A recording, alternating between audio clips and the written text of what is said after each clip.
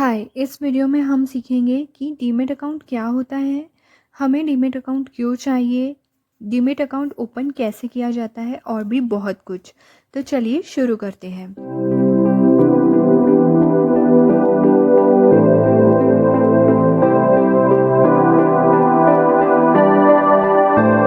सबसे पहले हम देखते हैं डीमैट अकाउंट का फुल फॉर्म क्या है। डीमैट अकाउंट का फुल फॉर्म है डीमटेरियलाइज्ड अकाउंट। आसान भाषा में समझे तो डीमैट अकाउंट एक इलेक्ट्रॉनिक अकाउंट है जो आपके शेयर और सिक्योरिटीज़ को फिजिकल शेयर सर्टिफिकेट के बजाय डिजिटल फॉर्मेट में होल्ड करता है। और डीमैट अकाउंट न सिर्फ आपके स्टॉक्स बट आपकी अदर सिक्योरिटी को भी इलेक्ट्रॉनिक फॉर्म्स में होल्ड करता है, जैसे कि बॉन्ड और ईटीएफएस।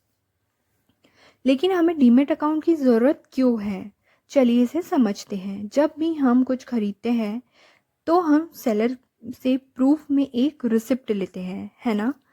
तो इसी तरह से डीमैट अकाउंट लाने से पहले लोगों को स्टॉक्स खरीदते समय पेपर शेयर सर्टिफिकेट्स दिए जाते थे। लेकिन पेपर सर्टिफिकेट्स के साथ बहुत सारी प्रॉब्लम्स ये होती थी।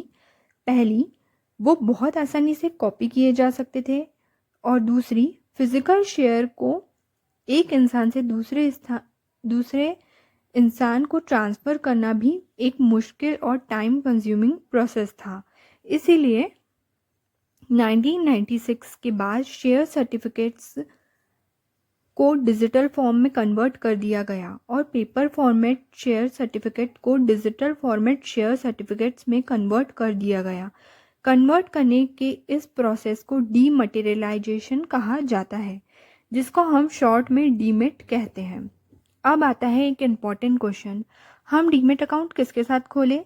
तो समझते हैं। फॉर एग्ज़ाम्पल, जब आपको सेविंग अकाउंट खुलवाना होता है तो आप कहाँ जाते हैं? SBI, HDFC, ICICI, Kotak Mahindra bank और भी अलग अलग पब्लिक एंड प्राइवेट बैंक्स, है ना। ये सभी बैंक हमारे देश के सेंट्रल बैंक यानी कि RBI यानी कि रिजर्व बैंक ऑफ इंडिया द्वारा रजिस्टर और ऑथराइज्ड है। ऐसे ही इंडिया में 2 रजिस्टर्ड डिपॉजिटरीज है जो डीमैट अकाउंट की सर्विस ऑफर करती है। पहली central depository service India limited SDSL और दूसरी national security depository India limited NSDL। इन दोनों में वर्चुअली कोई भी डिफरेंस नहीं है और दोनों ही स्ट्रिक्ट सेबी रेगुलेशन के अंडर ऑपरेट करती हैं। जैसे कि हम डायरेक्ट RBI के पास जाकर अपना अकाउंट नहीं खुलवा सकते, वैसे ही हम SDSL और NSDL डिपॉजिटरी डायरेक्टली कांटेक्ट नहीं कर सकते।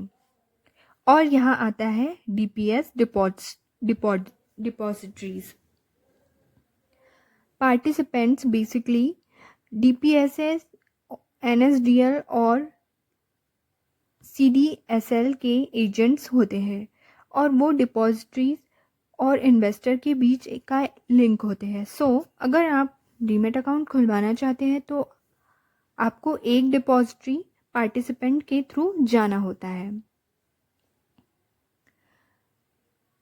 DPSS यूजुअली ज़ीरोधा जैसे ब्रोकर्स, मोतीलाल ओसवाल जैसे फाइनेंशियल इंस्टीट्यूट्स और HDFC और SBI जैसे बैंक हो सकते हैं।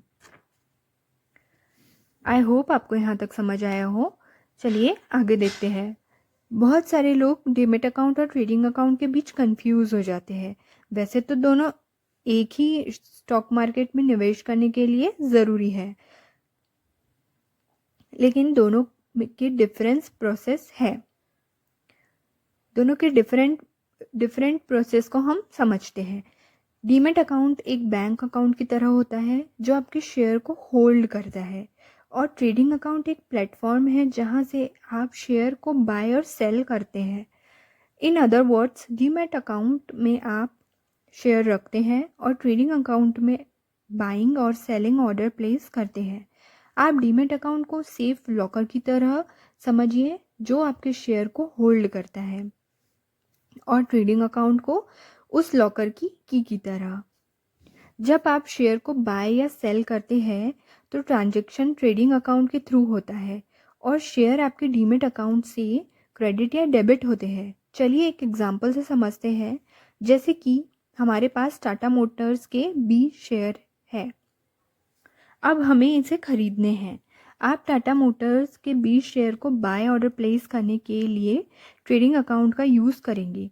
जब ऑर्डर प्लेस हो के ट्रांजैक्शन कंप्लीट हो जाएगा तो ट्रेडिंग अकाउंट का काम ख़त्म हो जाएगा। बाय करने के बाद टाटा मोटर के शेयर ऑटोमेटिकली आपके डीमेट अकाउंट में क्रेडिट हो जाएगा। हाउएवर ये इमिजिएटली नहीं होता है, इसमें थोड़ा समय लग जाता है। फिलहाल यह समय 1 दिन तक का होता है।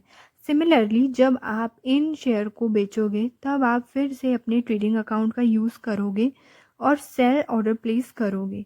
फिर वो शेयर जो आपके डीमेट अकाउंट में है वहाँ से वो डेबिट हो जाएगा। स्टॉक मार्केट से रिलेटेड ऐसी ही नई नई जानकारियों के लिए फाइवपीडिया को फॉलो करें। Bye bye.